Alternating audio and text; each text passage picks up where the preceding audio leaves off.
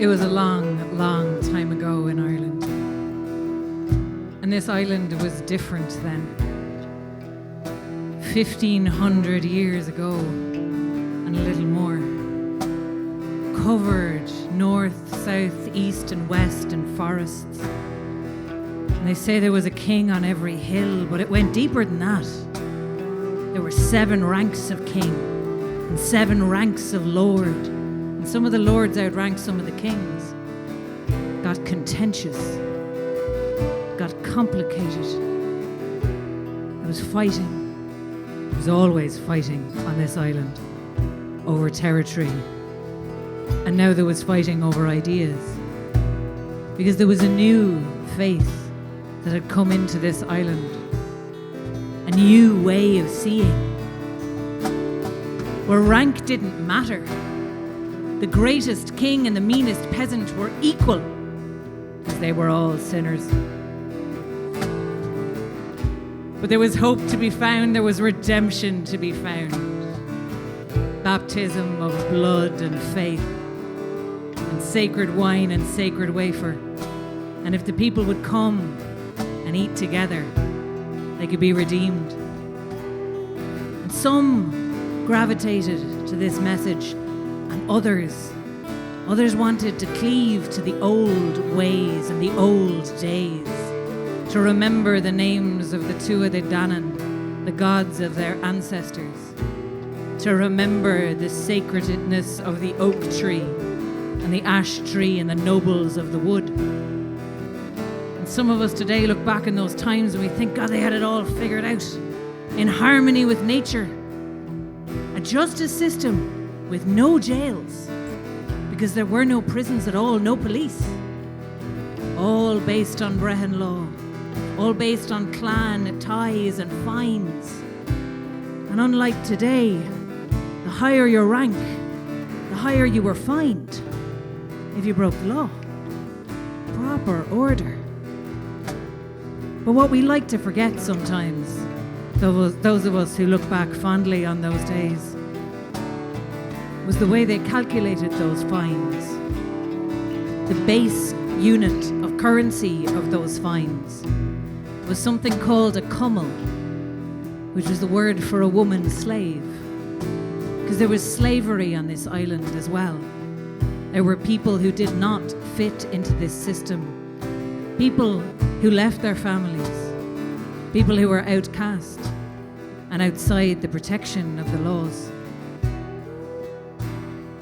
And it was not far from here that there was a king, and one of his cummels was pregnant with his child.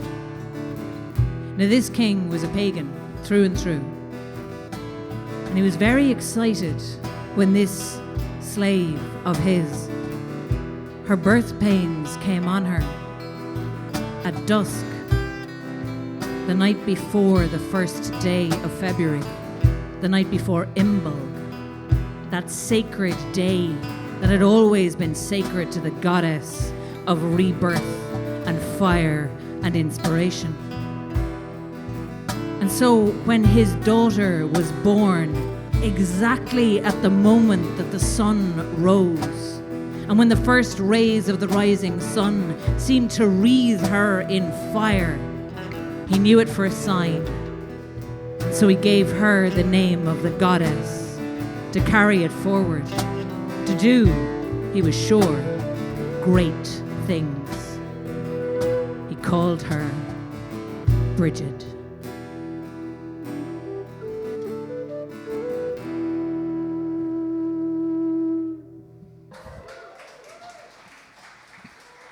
Grew up fairly quickly.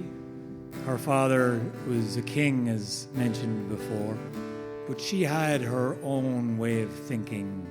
She didn't do what she was told at all. She was very kind, very giving, very generous, and she saw the wealth of her father and poverty of her mother and didn't understand why that was. And so whenever she saw someone sick or wounded or injured or weak or cast out, she wanted to give from the wholeness of her upbringing and all that her father had, she wanted to give away. But her father kept on telling her that's not the way things are done. There's a hierarchy, you see. There's a time and a place, like. Yeah, you can't be giving everything to everyone all the time, like. A feast every 7 years and they'd be grand. Yeah, and there was ways to be given to people. The honourable, the well-to-do, the ones who were worthy and who had proven themselves. The ones who were lost. Leave them alone. Don't be giving them anything. They can't give anything back, so what's the point? Yeah. It's futile after all. But something in Brigid, when she was very young, knew that this seemed wrong.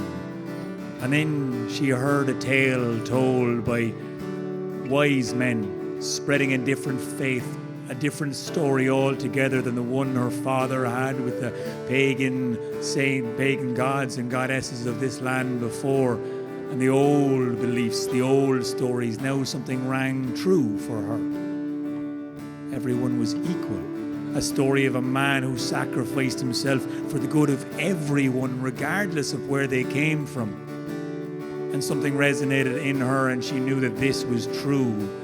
And so she began to give away everything her father had, even if she was given out to. All of the milk that was gathered.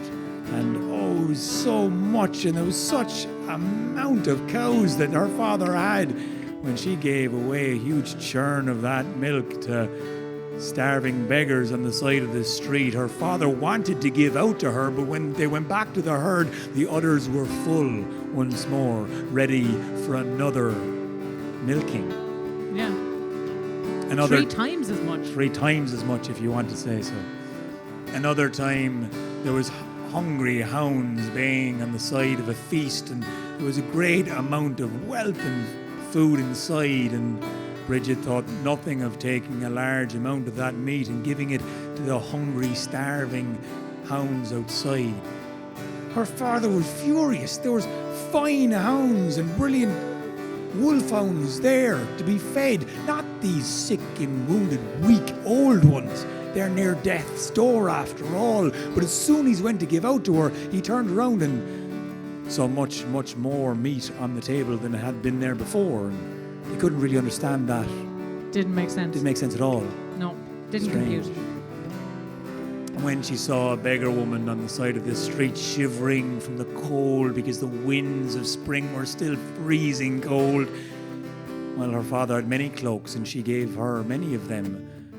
He didn't grow back many cloaks, but he had loads of cloaks, so it was fine. She told him, but It was grand. It was probably a sheep that gave extra wool or something. You wouldn't know. She was very magic, is the point. yeah, they were, Most of the time. If you're not getting the point, there was something about Yeah, this there was young something lady. about her. And she was fascinated with these new stories. And so her mother, being her mother, wanted to show her what it was really like, and so asked a priest to come to the house and talk to young Brigid and tell her all about this new religion and see if there was a way that she could interact with what was going on in these stories.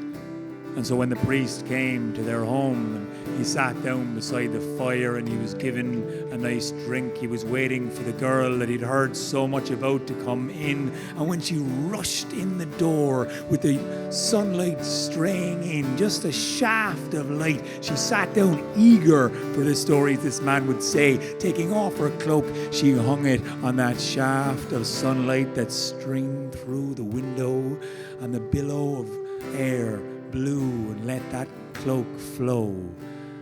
And the priest looked at this young girl and he didn't know what to say.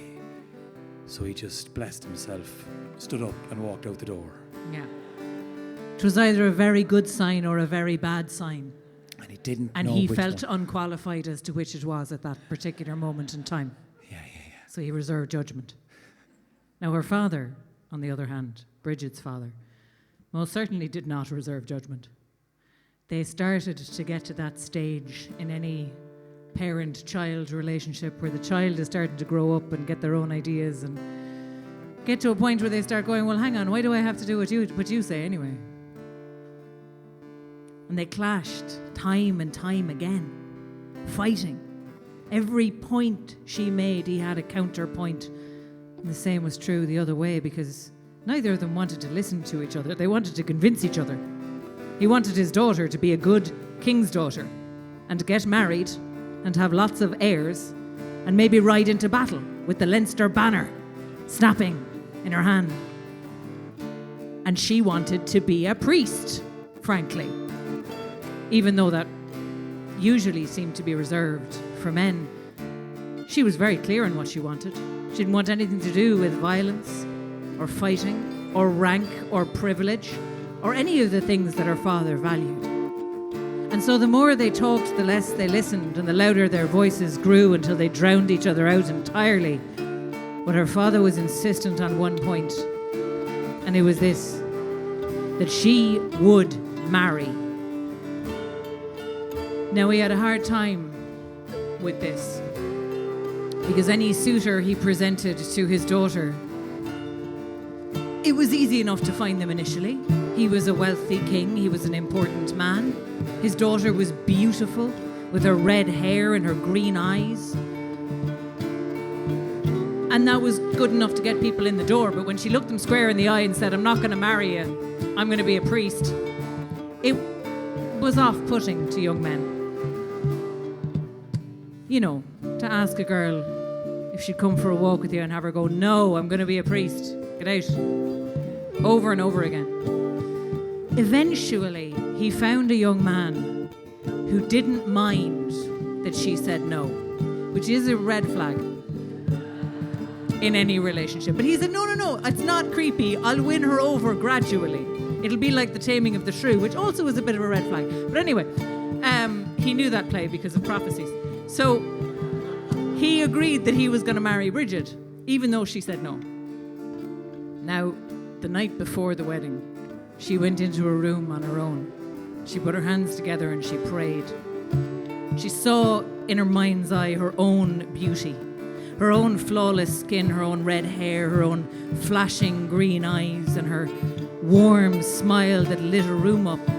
And she saw it as if it were a cloak that she could peel off and cast aside just for now, because she knew where she wanted to be. And this idea, this marriage, was between her and where she wanted to go. And when she rose up the next morning, she got dressed on her own in her blue dress, and she drew a veil over her face so no one would see her. And she went to the altar by the oak tree. And when her groom came to meet her, and he drew back the veil over her head, he saw before him a cailleach, a hag, hair like a horse's mane, straw, dry and grey, teeth like the tumbled mossy gravestones in a neglected graveyard, gapped and crooked and discoloured, face withered and aged, marked with boils and pustules. And she grinned at him out of that crooked grin. And she said, "You look about as eager for this match now as I feel."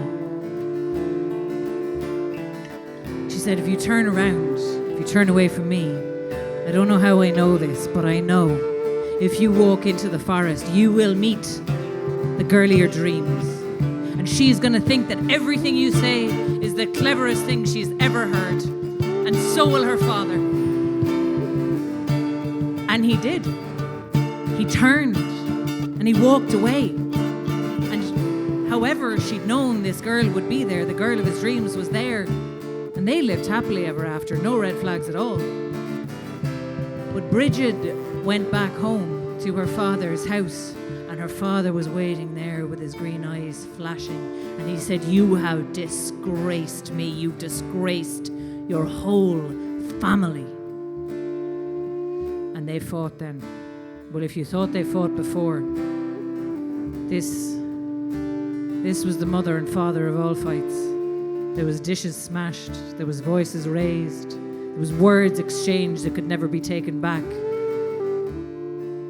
Not only did they lose their tempers with each other, they knew, in the way that your family does, just what words would wound the deepest. When the fight was done, she left that place, swearing in her heart she would never return.